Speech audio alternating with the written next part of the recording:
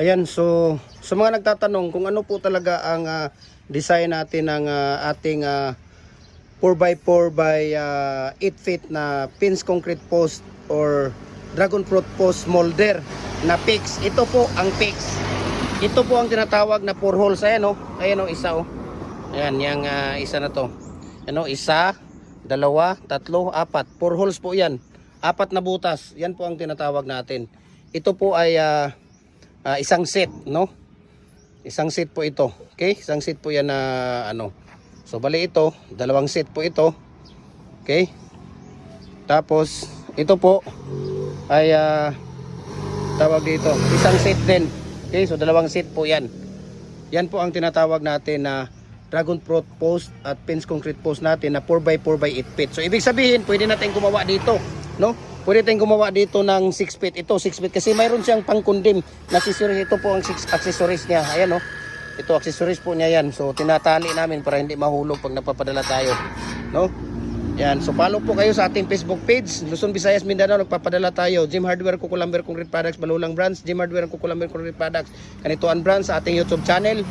Gym Hardware, Kukulamber Concrete Products po ang ating YouTube para updated po kayo sa ating mga video. We can ship nationwide, Luzon, Visayas, Mindanao. Private message lang ako, share ko sa inyo ang presyo at saka shipping details. Ayan, mabuhay, God bless po. So, ito po, no? Ayan, no? Ito, mayroon tayong zigzag dito na molders, dalawa. Ito ay pamimigay natin ito every Monday or Saturday. Monday ng tanghali or Monday ng gabi. Okay? So, ito, ang haba po nito ay 8 feet po ito, 8 feet. Okay? 8 feet po ang haba. So pwede ka ditong gumawa kahit na kahit na 6 feet. Ang 6 feet po ay nandito lang ang 6 feet. So ito ang pangkundim niya. Ayan oh. May free kami na pangkundim niya. Ito po ay free, no? Ito po ay free na pangkundim. Okay? Ang free po 'yan. So pwede kang gumawa diyan ng 6 feet.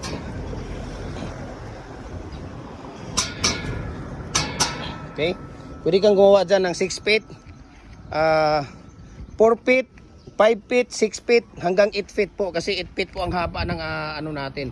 Yan, Gym Hardware lang po, no? Ayan, no? Makikita ninyo, ayan. 4 na seat po ito. Okay?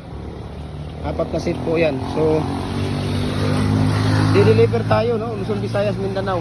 PM nyo lang ako, private message nyo ako, share ko sa inyo ang mga presyo natin. Okay?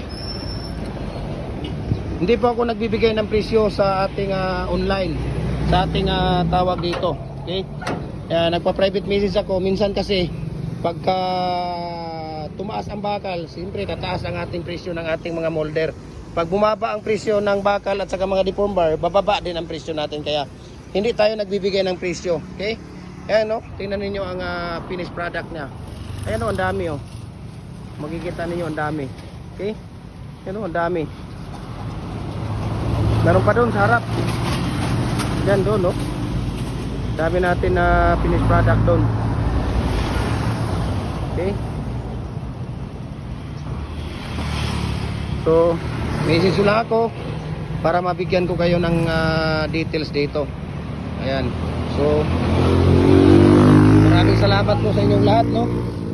At sa patuloy ninyong pagsubaybay at pagkikilig, no? Paki-comment, paki-react, paki-share yung live natin para yung video natin para makita natin kung saan naabot itong ating mga molder.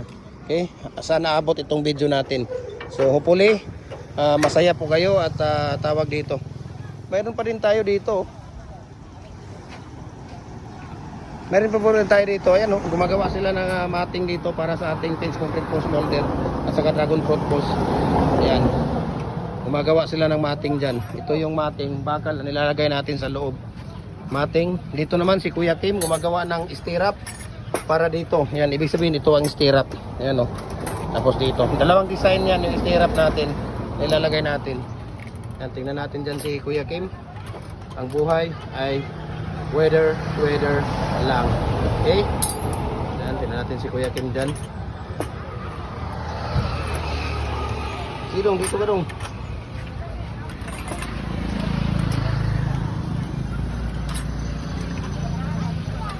Ayan. Tapos na yan. Yung isa dong, yung parang Y. Magpakita ka.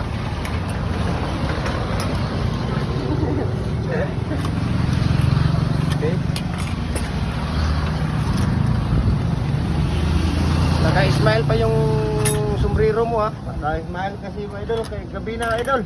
May wakwak na dito. Alas 3 pa lang, gabi na, walang iya ka. Yawa ka. Wala na nung ano.